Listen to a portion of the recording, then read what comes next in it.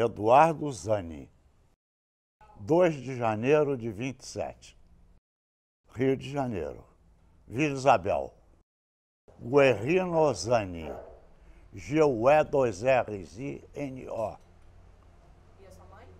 Carmelina Maziotti Zani, com 2 Gs e 2 Ts. Meu pai era gerente de vendas da Mesbla. E sua mãe? A minha mãe era dona de casa. Eu sou brasileiro. Meus pais eram italianos. Depois da Guerra de 14. Acabou a guerra, eles imigraram para cá. Veio meus avós e trouxe a ninhada de filhos. Aqui no Brasil, naquela oportunidade, não existia o aro das carroças e a ferradura para ferrar burro. Meu avô veio da Itália com uma maleta de ferramentas para ferrar os burros e colocar o aro de ferro em volta da roda de madeira que se gastava à toa nas carroças. Eles não sabiam colocar o aro, tinha que colocar o aro em brasa para quando ele prender, travava. Era dele. Aquela bigorna era do meu avô. Por isso que eu tenho ela ali guardada. Ornamentada. Era do meu avô. Ele é que trabalhava com isso. Tanto que ela está gasta no centro. Pode reparar que ela está bem gasta. Meus pais moravam no Grajaú, na rua Caruaru 170. Na infância eu passei lá. Como moleque de rua, né? Era sempre um moleque. Estudei no Colégio São José. E depois, quando eu acabei de estudar no São José, meus pais queriam que eu fosse engenheiro. Eu não queria, eu queria trabalhar para ganhar dinheiro. Aí eu fui para São Paulo, fui trabalhar na General Motors. Na General Motors fiz o curso completo de mecânica e de administração de lá naquela época. Isso foi em 1946. De lá eu fiquei até 47, 48 mais ou menos, e vim para o Rio. Vim para o Rio em busca de arrumar alguma coisa. Quando cheguei aqui no Rio, comecei a sondar e vi que o negócio do momento era a lotação. Achei que era, pelo menos. E comprei uma lotação para experimentar como é que era. Comprei o chassi, mandei encarroçar na fábrica de carrocerias Vieira, que era na Presidente Vargas naquela ocasião. E quando ficou pronto, eu mesmo fui experimentar, ver qual era a receita, o que era, o que não era. E achei que o negócio era viável. Nessa altura comprei o segundo. Aí coloquei um motorista em cada um e comecei a fazer a fiscalização, porque a cobrança da passagem era na mão. Então tinha uma ideia de número de passageiros, porque as linhas que eu estava fazendo naquela oportunidade era Mauá-Monre. Um cruzeiro era conhecido como Coca-Cola, que a Coca-Cola era um cruzeiro também. E depois fui evoluindo, coloquei a segunda linha, que era de Fátima, depois coloquei a terceira linha, que era Estrada de Ferro Aeroporto, depois coloquei a quarta linha, que era lá para a Praça 15, saía da frente dali da Mesbla, do Cinema Metro, ia até a Praça 15 e voltava, fazia ligação. Foi adquirido com economias minhas, do tempo que eu trabalhei na General Motors e com a venda de caminhões aqui no Rio. Trabalhei vendendo. Aí consegui o numerário para o primeiro. Do primeiro eu fui para o segundo, porque naquela época não tinha transporte nenhum, que era pós-guerra. A passagem era convidativa, fazia-se naquela oportunidade 1% do valor do veículo por dia. Então valia a pena. A primeira lotação que eu tive custou 72 mil cruzeiros. Eu fazia R$720, 700, 690 de férias por dia. Era sopa no mel. Fui imaginando de vir trabalhar em alguma concessionária de automóveis, como um chefe de oficina, enfim, um administrador de oficina de concessionária da General Motors. Naquela época fui convidado até pelo empresário que era dono, um dos donos, dos diretores da importadora de ferragens, que tinha filial aqui no Rio, e a matriz era em Belém do Pará. Era o senhor Luiz Direito. Eles eram concessionários da General Motors e me convidou para vir trabalhar com eles, com os caminhões, ônibus, carros de passeio. Eles eram concessionários da General Motors. Naquela época eles trabalhavam com o GMC. Cheguei a dirigir também. Tinha um pouco mais de gente civilizada naquela época, né? Não era o que é hoje. Hoje o negócio é brabo. Hoje tem assalto, naquela época não se falava nisso. Quando aparecia um punguista dentro de um coletivo, já era uma coisa de apavorar. Agora, pelo que eu vi estatística aí da televisão, tem uma média de 8 a 10 assaltos a ônibus por dia, de modo que já está todo mundo crucificado. Aí eu trabalhei, montei a empresa, fiquei com 70 ônibus, trabalhava com o inspetor na linha, eu tinha o chefe de oficina, mas quem comandava a oficina à noite, porque os meus carros trabalhavam durante o dia, mas às 8 horas da noite recolhia. Ficava só a turma que era considerada a turma do sereno, que trabalhavam à noite até 1 hora da manhã rodando. Esses carros que recolhiam cedo, à medida que precisava de manutenção, quem fiscalizava e autorizava a fazer o serviço era eu. E essa brincadeira ia até 4, 5 horas da manhã. 4, 5 horas da manhã, eu já deixava a frota toda pronta para o dia seguinte poder ir trabalhar na linha. Mesmo assim, ainda tinha 10 carros sempre parados para uma emergência de um enguiço e para manutenção, para a revisão total do carro. Fui para o terceiro, fui para o quarto, cheguei a ter 22. Cheguei a ter 22 lotações. Era empresa, já era Transportes Mosa. Era eu e um cunhado meu. No início era individual, estava em meu nome. As lotações estavam em meu nome. Depois, obrigaram a transformar em empresa, eu me transformei em empresa, com lotação mesmo. E eu cheguei a ter 22. Foi na época do Lacerda. Começou na época do Negrão de Lima. E comecei na época do Negrão de Lima. E depois foi para a época do Lacerda.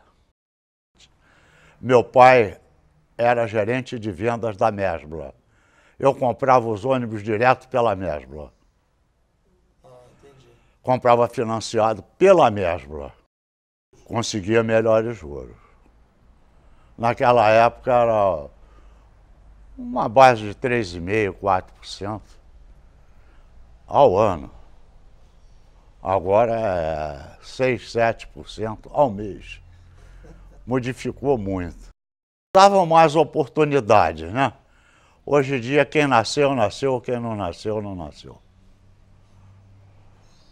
Não tem dúvida. Hoje em dia, você encontra quem tenha um pedacinho numa empresa.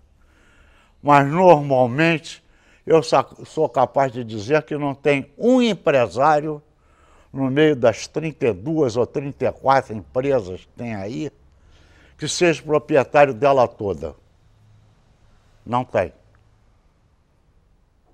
São grupos que se uniram e fizeram a empresa. Na minha época, não. Você encontrava todos eles proprietários de empresa. É que cada um sabia cuidar do que era seu. Hoje em dia, o que tem aí, cada um cuida de uma coisa, porque eles não sabem cuidar de tudo. Português claro é esse. Eles não têm espírito de administração. Quem administra, administra. Quem não administra, um recebe férias, o outro toma conta da oficina, o outro toma conta do borracheiro, o outro toma conta do motorista no ponto, e assim vai. Essa que é a realidade. Então, você encontra empresas que têm mais de 20 sócios. Na época do lotação, quem administrava as linhas de lotações era o serviço de trânsito. No tempo do Edgar Estrela e no tempo do Quito, que era quem autorizava, quem fazia a licença de lotação e quem dava o itinerário para você fazer o serviço. Naquela época era quem examinava o motorista também para dar carteira. Hoje não existe mais isso, né? Compra a carteira aí. Você chegava e dizia, eu quero fazer a linha Mauá-Copacabana. Ele dizia, essa não pode porque já está com superlotação. Eu queria fazer a linha Cascadura-Praça Mauá. Essa pode, porque tem vaga. E assim ia sucessivamente. Quando eu fui para a Praça Mauá fazer a linha de lotação, tinha os carrinhos de passeio que adaptaram eles para 7 lugares e eles faziam a linha por um cruzeiro, indo até a Praça Paris e voltando, como chofer de praça. E à medida que eu fui entrando, eles foram sumindo. Foram para outra linha porque eu ia absorvendo os passageiros. E aí começaram a aparecer uns lotações compridos que esticaram, chamavam de lagosta. Não sei se está lembrado disso, se é do tempo de vocês. Eles pegavam o carro, esticavam como tem as limousines nos Estados Unidos, eles faziam com os carros. Esticava no lugar de dar 5 lugares, dava 12. E eles aí começaram a fazer a linha Mauá-Copacabana. E eu fui botando as lotações, até que eu cheguei ao ponto de trabalhar com 20 lotações na Mauá Aeroporto, trabalhei com 22 lotações na Estrada de Ferro, na Mauá Fátima, trabalhei com 12 lotações na Estrada de Ferro Aeroporto e trabalhei com 6 na Lapa Praça 15, que depois foram substituídos por ônibus. Por ordem, porque depois quem tomou conta desse serviço foi a prefeitura, não era mais o trânsito. Então passou a ser o departamento de concessões. Eles autorizaram e deram prazo. Eles autorizaram e deram prazo. Nesse prazo que deram, cada um foi cumprindo à medida que podia. Eu fui vendendo as lotações que foram aproveitados no subúrbio. Foram aproveitados no subúrbio. E à medida que eu tirava uma lotação, botava 2 ônibus. Até que eu fiquei com uma frota em que eu tinha os Chevrolet, aqueles quadradinhos, tudo a gasolina, e depois comprei as Mercedes a óleo também para poder completar o serviço. O Chevrolet era mais econômico do que a Mercedes. Por quê? O combustível custava mais caro, mas as peças eram muito mais baratas. E como eu tinha uma quilometragem muito curta a fazer, o carro a óleo tornava-se caro para mim em relação ao carro a gasolina. Ninguém entendia o porquê que eu trabalhava com carro a gasolina. Diziam que eu era louco. Realmente eu era louco. Porque eu trabalhava com carro a gasolina. Agora, o que eu gastava de gasolina, que eu trabalhava só em marcha lenta no centro da cidade, eu gastava em óleo.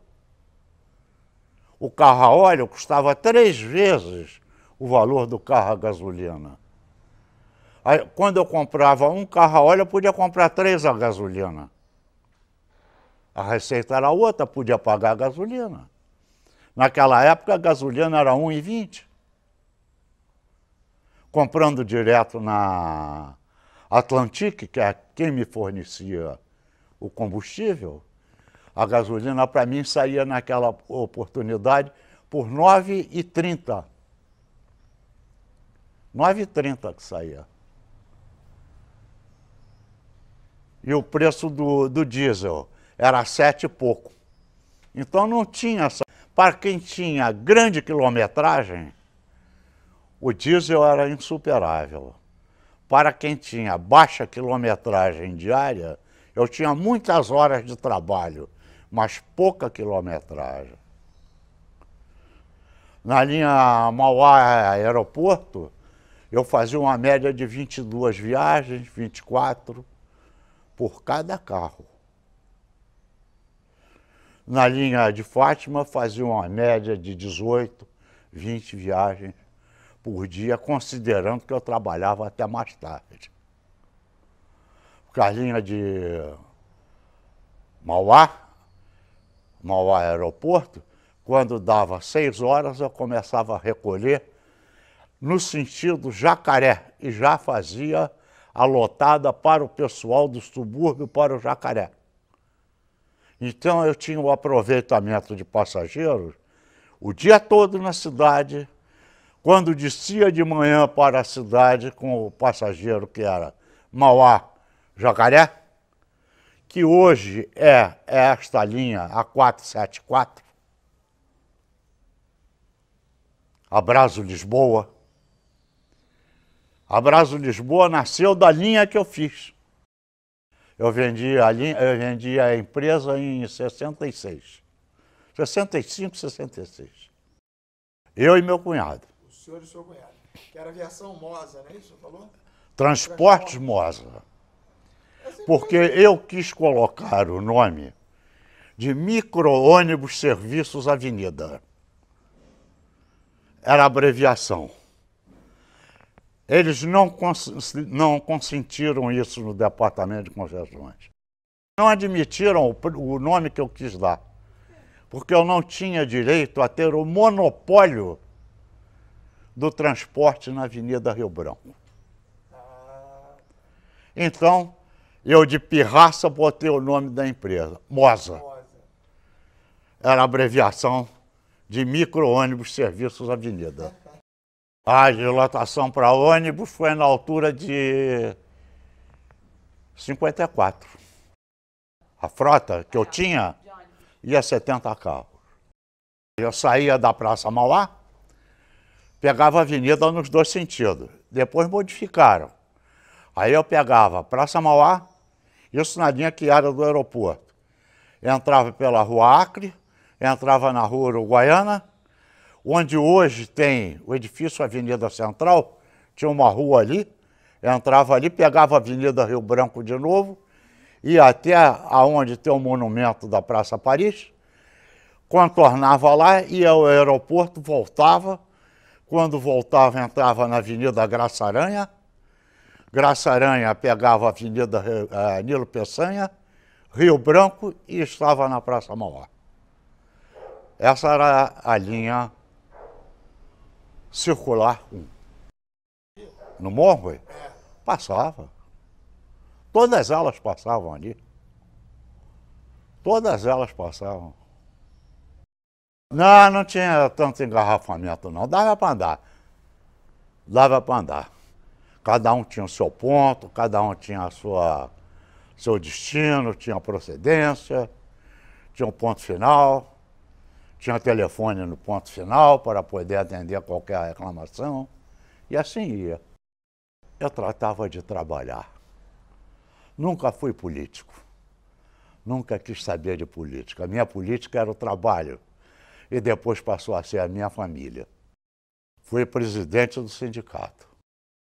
A pior fase que tem dentro de uma empresa é exatamente isso. Ainda mais na época da ditadura. Na altura de 64, de 63 a 65. Peguei o pepino mesmo feio. Complicado. Eu tive desilusões com o transporte. Quando chegou a ponto do Coronel Américo Fontinelli, que era diretor da Superintendência de Transporte, em época de greve de baderna, pegou todos os motoristas de caminhão de lixo, invadiram a minha garagem e cada um pegou um ônibus e foi fazer a linha que bem entendia.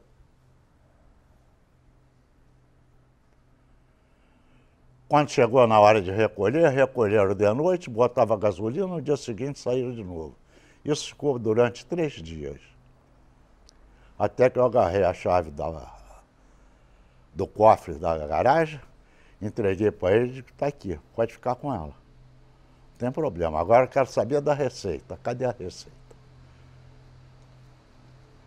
Cada motorista ficou com a receita para ele. Não, para mim é assalto.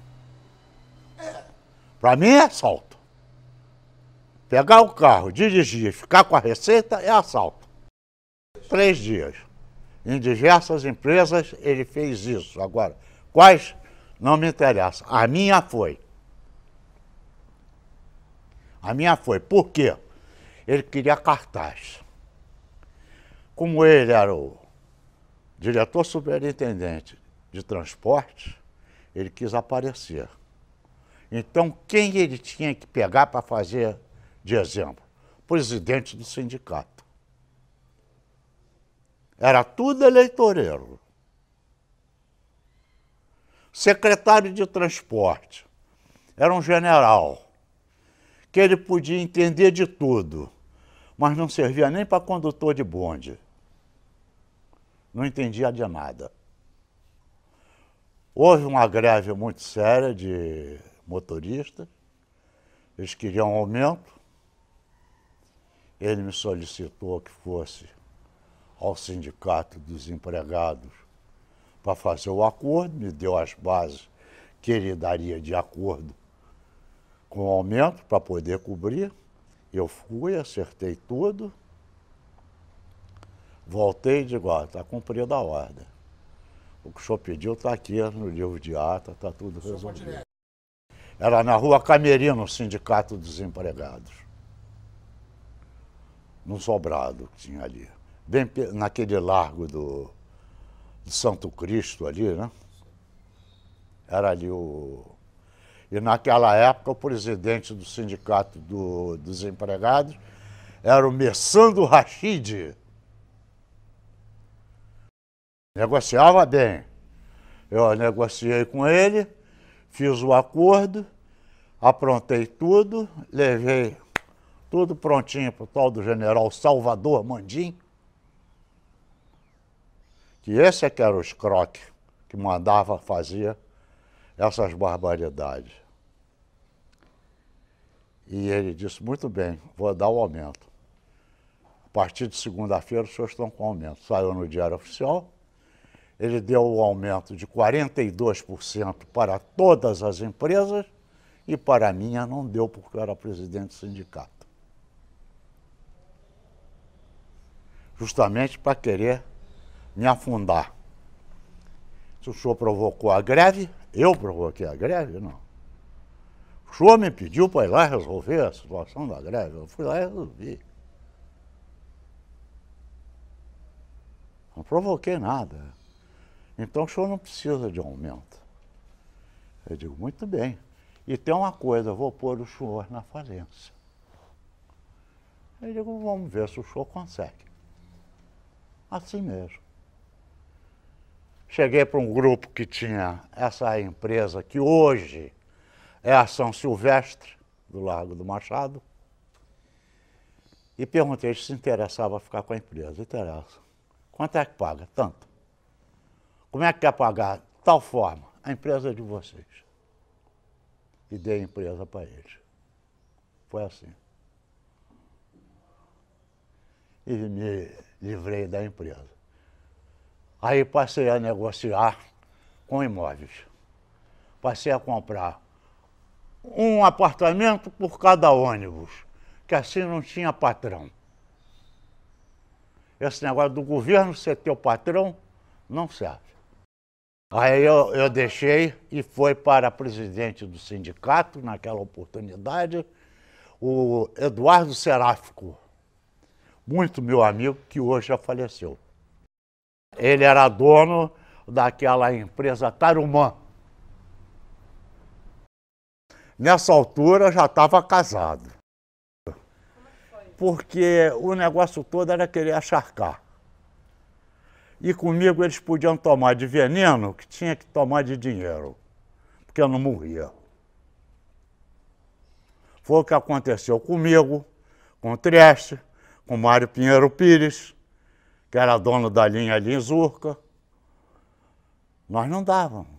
Então éramos, não vamos ser vítima, mas nós éramos os visados para poder servir de exemplo para os outros.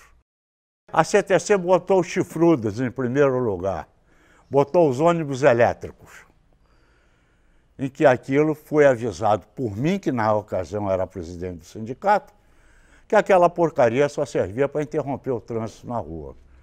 Nós não tínhamos alamedas de rua para eles trabalharem com o ônibus elétrico e aquele troço enguiçando, os nossos carros poderem sair por fora e ir embora. E atravancar tudo, porque as ruas aqui no Rio geralmente são nos dois sentidos. Agora, depois de muitos anos, já procuraram botar as ruas num sentido só. Eu acabei com o lotação, eu acabei com o bonde, foi na minha época. Chantagem pura do governo, não tem dúvida. Mandou que todos os ônibus que desciam do subúrbio descessem pela Alameda da direita, na Presidente Vargas, que era onde passavam os bondes, que era para interromper tudo. Quando bloqueou todos os bondes num dia, o dia seguinte a Light parou. Só para acabar com o bonde. Foi assim que o Lacerda acabou com o bonde. Meu relacionamento com o Lacerda não foi dos piores. O pior de tudo era os auxiliares dele. Por quê? Para ele eu fiz muito favor. Muito favor. Não era para mim, não, era para ele.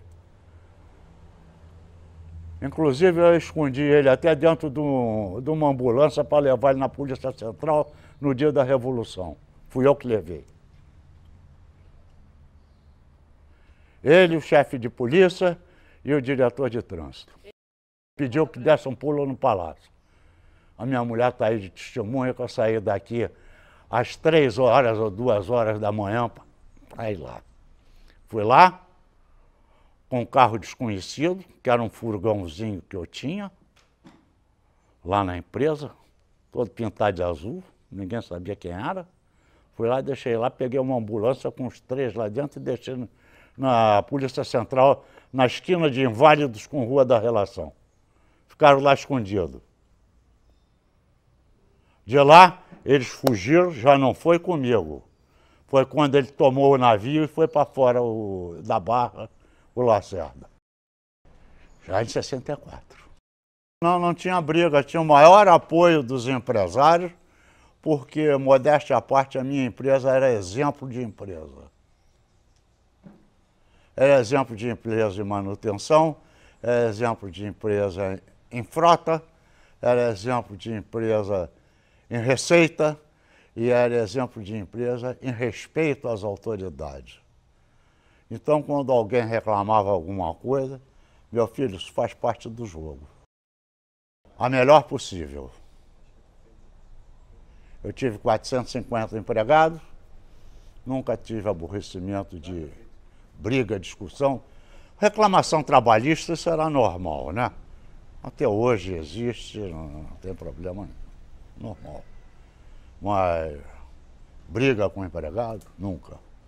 Pelo contrário, eu tenho empregados que foram meus chefes de oficina e que até hoje me telefonam.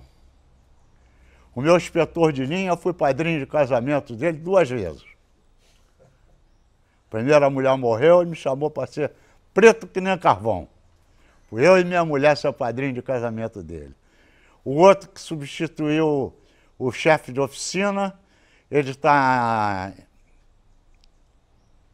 em, como é o nome do lugar? Acho que é Mossu, na Paraíba.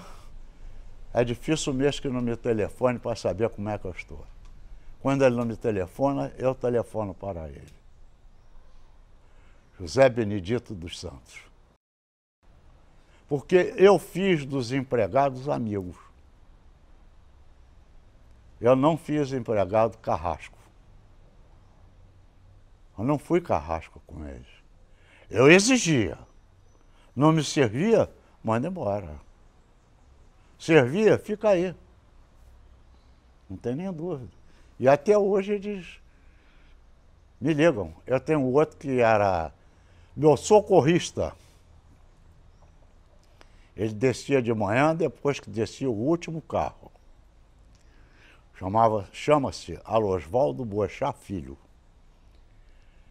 Esse garoto, eu peguei ele das seguintes condições.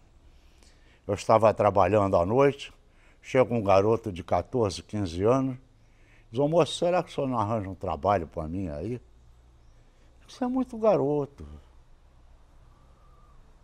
O que você quer fazer? Qualquer coisa que o senhor mandar fazer, eu faço. Eu vim do Espírito Santo e eu quero trabalhar. Eu olhei para a cara do garoto, branquinho, bonitinho. Achei que ele estava com vontade de querer aprender alguma coisa. Botei ele para lavar a peça. Passou a ser o meu socorrista. Que tudo que eu podia eu ensinava a ele. Passou a ser meu socorrista na cidade. Porque o meu interesse, você vai achar interessante uma coisa. Eu tinha um socorro permanente na cidade, com tudo que era peça que podia enguiçar dentro do socorro. Porque um ônibus meu ou uma lotação que enguiçasse numa das ruas, vamos dizer, Avenida Rio Branco, na Rua do Acre, na Rua Uruguaiana, na Presidente Vargas, qualquer, interrompia o trânsito. Interrompendo o trânsito, o que acontecia? Diminuía o número de viagens minhas nos outros carros e a receita